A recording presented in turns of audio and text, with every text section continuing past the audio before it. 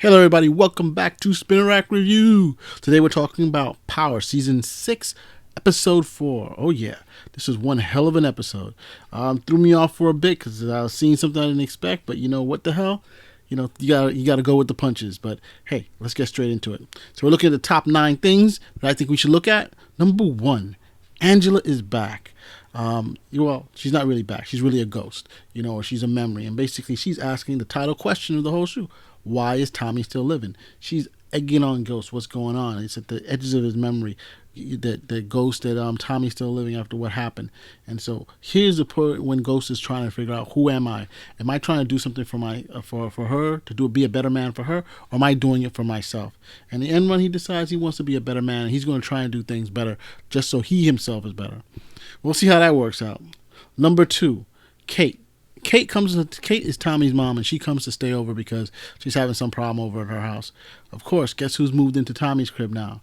Lakeisha and Cash. That's right. It's not a little family unit now because she's Tommy's road dog now. But here's the 411. She goes through this whole thing with Kate. Kate basically grew Tommy and our boy Ghost together. So it's not an issue of race, is what she says. And of course, I believe it. But what she's saying is that she felt that Holly would have been a better partner for our boy Tommy, which is nuts. I thought Holly was off the rock. I can't believe how she could say it. But she made one point in that Lakeisha will always have Cash first over Tommy. The same way that she has her son over anyone else. You could understand that, She wants whoever is backing Tommy to always be, that he's always the number one guy. But, whatever chick he's with, if she has a kid, the same thing will happen. So the logic is kind of a little whack.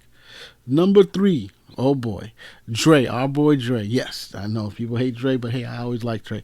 Dre makes a deal with Sachs, for the FBI, and basically he is going to work as an agent for them with Ghost. But guess what? He turns the script. He ends up working for both of them. Double agent, working both sides to the middle, trying to see how best he can get the best deal for himself, So he's telling Sachs one thing, he's telling Ghost another, which is pretty interesting, But he's a nutcase. It's not going to end well for him because when both realize what the hell he's doing, he's going to go down.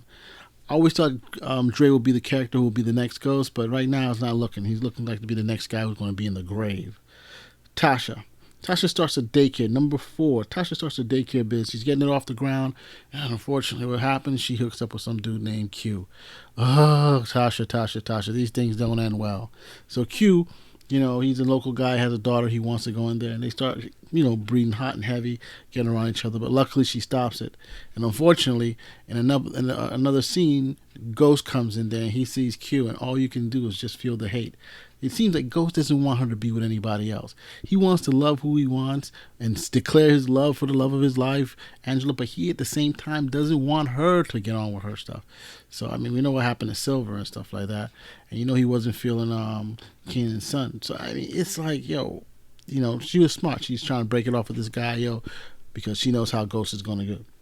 Number 5, Ghost is able to take, he begins to listen to what's going on with why is Tommy still alive? The title of the thing. And so he colludes, well, doesn't really collude, he tricks Tate, who's running for governor, to declare an emergency or get his people to declare an emergency, a gas emergency around the warehouse where Tommy is.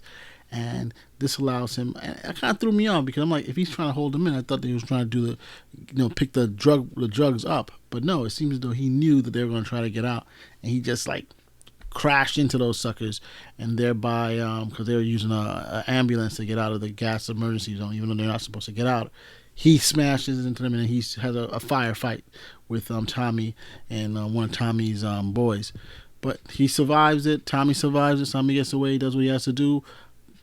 But Ghost is picked up by Tate's cops who are working for Tate, and basically Tate's like, yo, I've been watching you. I know what's going on.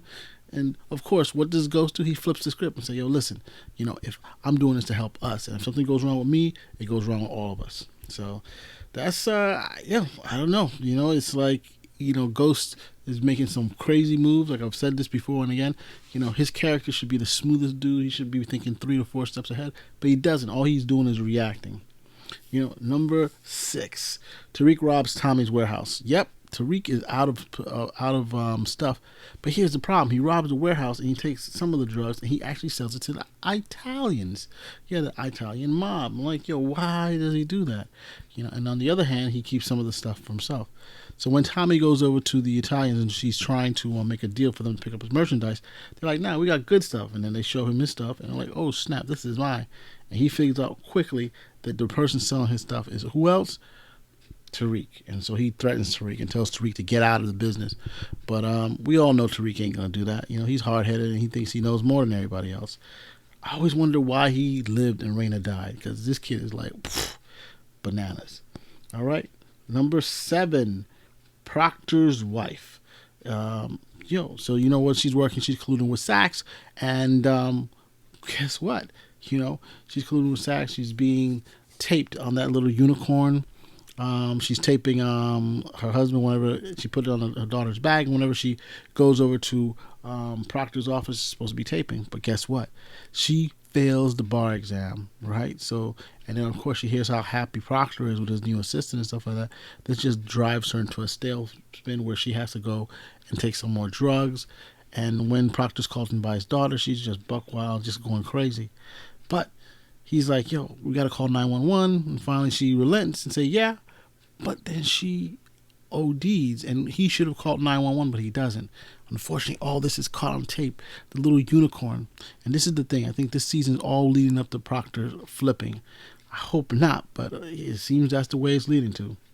Number 8, Ghost tells Jason that he's done. He can't do anymore because he doesn't have any more to do. And what can you do? If you can't do, you can't bleed a rock but so much. And you can't bleed a rock at all. But, you can only take so much blood from your vampire from one victim. And that's what's happening. I think Jason basically wants, and he says it right there, I want you to be the new distro. Get rid of Tommy, and you'll be part of the life. And, of course, Ghost doesn't want to do that. Ghost wants to be out of it. That's why when he went to that witness's house, instead of killing her, he gave her money and says, I'm trying to do a better man, But, hey, that's bribery. There's a lot of things. The chick was totally scared.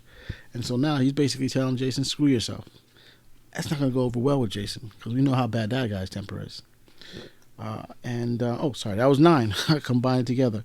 The witness, I think, was episode 1, not episode 1, from season 1. And she's been coming back again and again, to be a witness against him because he'd killed her boyfriend. And still, she's around. The question is, what's the ramifications? Is she going to take the money and be quiet? Is she going to take the money and run? Is she going to go straight to the FBI or whatever? Because he could have killed her. And I think, she's probably thinking, he can get me whenever, wherever, however. And, Ghost at this time is like, I just want to be a better man. So he basically tells the ghost of Angela, dude, I'm not out to kill Tommy anymore for you. I just want to be a better man for me, and I just want to not stop this stuff, everything that's going down. So that's the 411. A quick recap of the show. The top points that I've highlighted that I thought were pretty interesting. Spin a rack, out!